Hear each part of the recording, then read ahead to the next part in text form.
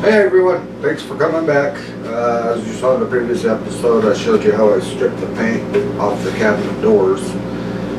And really, each cabinet door probably only took about 10-11 minutes roughly for these taller ones.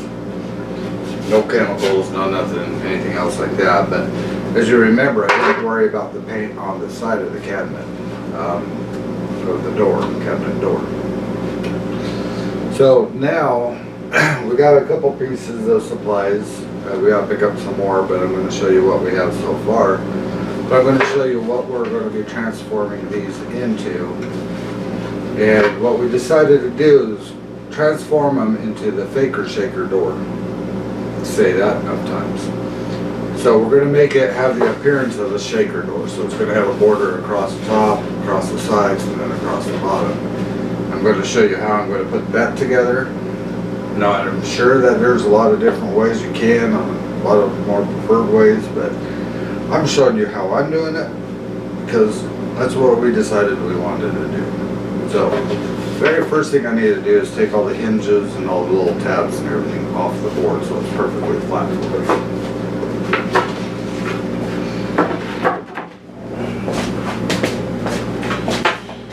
One thing I did forget to mention is when I took the doors off the cabinets, I put a piece of tape on each one and I numbered it. So I remember exactly what section, what door matched to.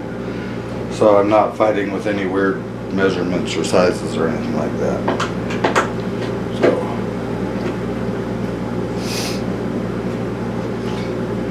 this is one of those old door catches. So when you close it, it's supposed to latch into two pieces of plastic to hold the door shut. Didn't really work for us because the plastic kept busting, so we'll have to figure out a different idea for that. Gravity.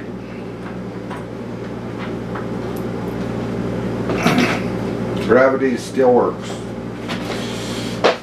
For any of you other do-it-yourselfers, it's always a good idea to have a container for all your screws. Brackets.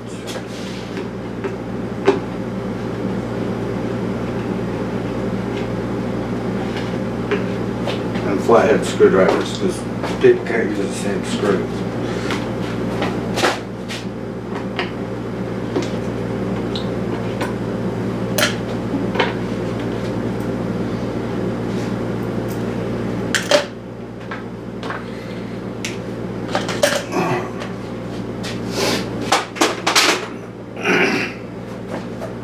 Alright, got all the screws off, everything's out of the way.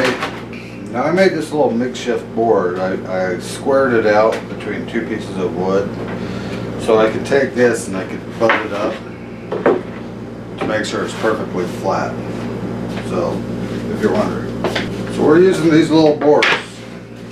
They're a 1/4 inch thick by 2.5 inches wide, if I remember correctly. And what I'm doing, I'll set that flat right up against that corner, set the board right directly on top of it, and I'll use another one just so it doesn't give me too much of an angle. But I make sure everything is butted up against the side and against the corner as tight as I can. Put the door on top. Face down, just so it makes sense. I'll take my pencil that I love to lose and I'll just make a mark.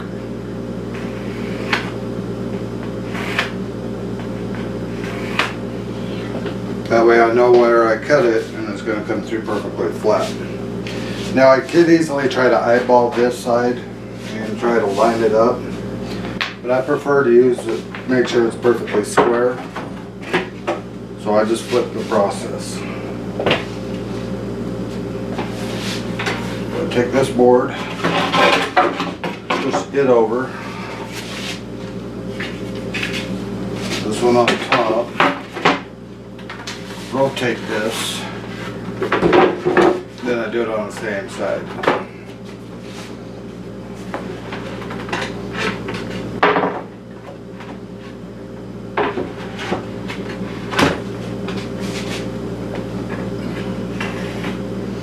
Now the reason why I'm doing that is because I found a lot of these doors are not perfectly square. So usually you'd think you could measure once and cut both of them at the same length, but some of these are a little bit longer on one side than the other. So I'd rather get the board to cover as much of it as I can and still be flush on the ends. Now I have learned there's a few different ways to cut these. Thanks to YouTube. But what I'm finding is that my circular saw with the blade I have, if I try to cut it with a circular saw, it'll chew up the corners and edges of it, so it won't look very good. Same thing with my table saw. I could use a hacksaw with, you know, the really fine teeth, but unfortunately I don't have one of those blades. So I am going to go the route I'm comfortable with, and I'm going to use my osculating tool. Now I wouldn't be surprised if some people out there are asking why I'm not using cordless tools instead of corded tools. And honestly, I love cordless tools, but I just don't use them enough. So every time I buy one, I'll use it, I'll store it. By the next time I go back to use it, the battery's shot and I have to go buy a new battery for it. And that just didn't make sense. So I just go with corded. That way I know whenever I need to use it, it's going to work.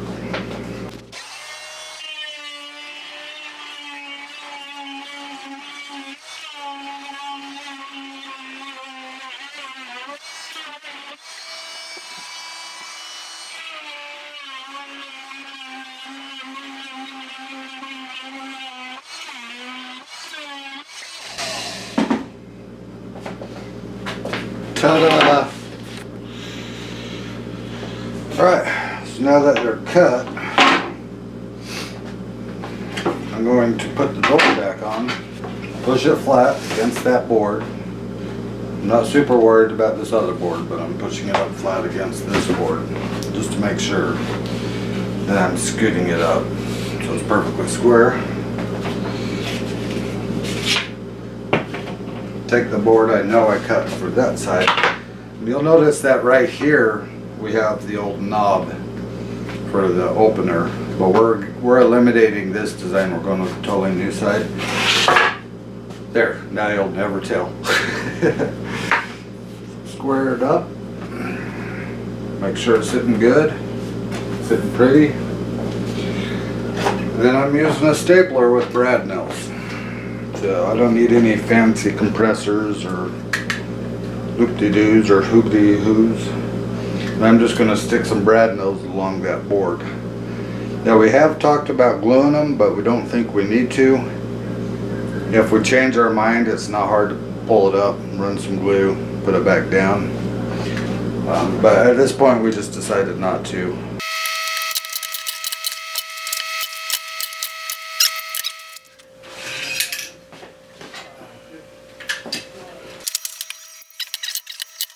There we go.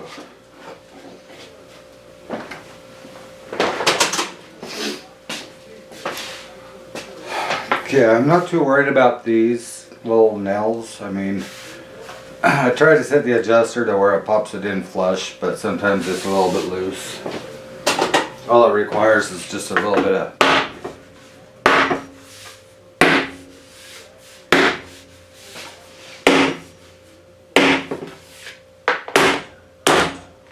persuasion, and they sit flat. We're going to be covering it with paint anyway, so I'm not too worried about that, just so you know. Okay, flip it around.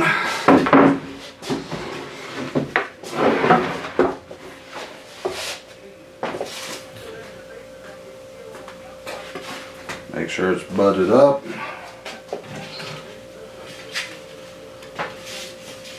Lift the board down. Okay. Throw some more rods in.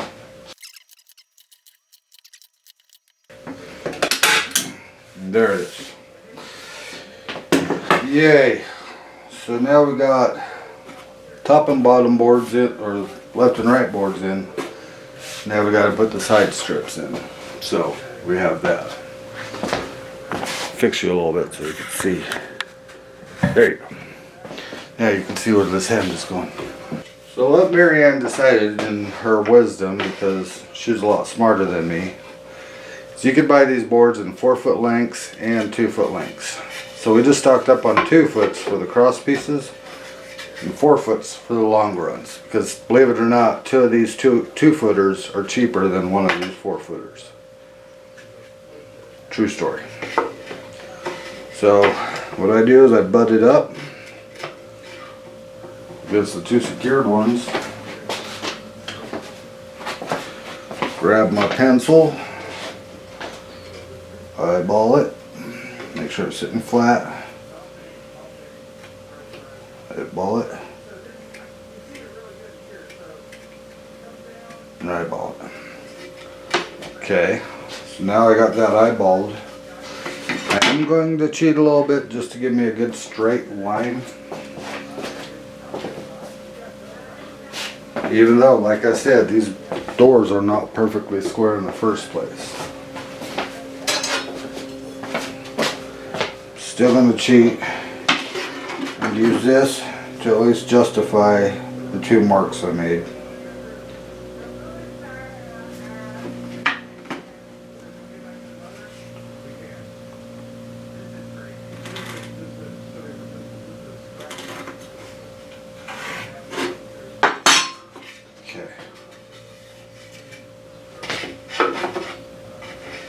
Nope, wrong way. My bad. Looks good to me. And I'm gonna do the same thing over on this side.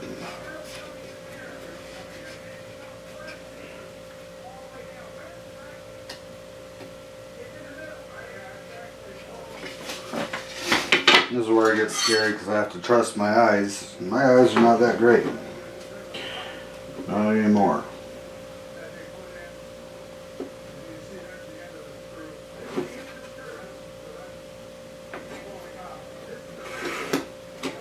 Okay, I got my 2 cuts. This will be the bottom. That'll be the top.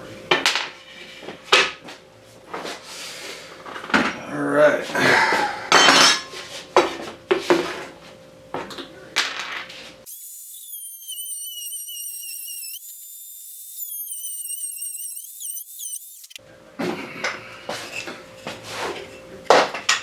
Just so you guys can see what I'm saying, the lighting isn't that great, but the cuts are actually pretty smooth for the most part. It's not all chewed up.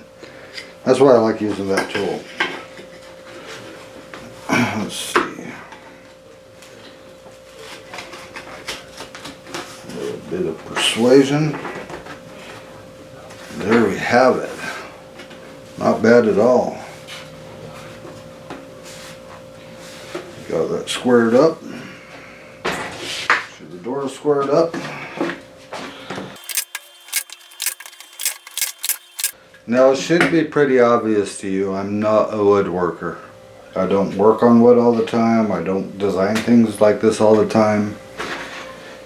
I thank YouTube because I've looked on YouTube for ideas on how to do this kind of stuff. So, am I going to shoot myself in the foot? Maybe. Will I still be able to fix it? Yes, I will. But as far as right now goes, I don't think it's going to be a problem.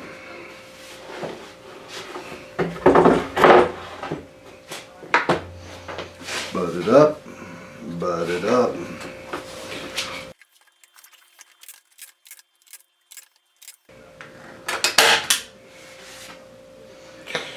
Alright. There you have it. You have your personalized, homemade Faker shaker board. Now, these edges came with a groove because they beveled the side of the door. I don't know how well you can see that, but there's a bevel right in here. We have an idea of how to fill that in so it sits perfectly flat, so you don't see that anymore. So when we paint it, it'll look like it's supposed to. But one thing at a time. I got to make a few more of these faker shaker doors and go from there. Next thing I'm going to do is I'm going to fill in these little gaps. Even though they're not super big, I still need to fill them up. So I'm just using some regular wood filler. And I kind of just cheat. What I do is I just grab a little pinch of it and I just rub it in the areas where it needs to go. Try to push down enough so it goes down inside the crack.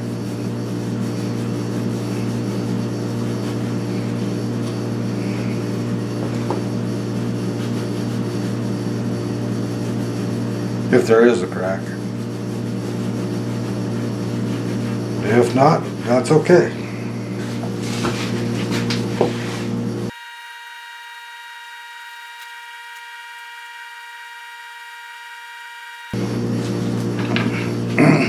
It does not have to be pretty at first. Now the nice thing about this is that all this trim is cosmetic. It has nothing to do with the integrity of the door. It has nothing to do with keeping it square. It has nothing to do with any of that. It's just there to give the door a little bit more of a design than a flat board. And that's what Marianne wanted. She wanted something a little more than just a flat board, so that's what we're giving her. So now that the door is almost ready to be sanded, it's filled in with the wood filler along the edges. All the nails are nice and flat. Nothing's grabbing or getting in the way. The last thing we really need to figure out is this little gap between the original door and the piece of trim I installed. Originally, we were talking about packing it full of this wood filler and just doing that, but that's going to be a very tedious job. So I got on YouTube and I actually found somebody who was explaining that this stuff works really good for it. It's just a sealant, or silicone sealant. So it's made for windows, doors, trim. This is pretty much like trim, and it seems like it would be easier just to bead this inside the edge, run your finger over it so it's nice and flat, let it dry, then it is paintable. So we should be able to paint right on top of it with no problem. But I'm going to talk with Marianne before we get that part done, see if she agrees or not. And then from there, we will add the sealant, get everything nice and flat, give it one more wipe down to make sure everything's off of it, and hopefully we'll be ready to prime it. So, let you know how it goes. Bye.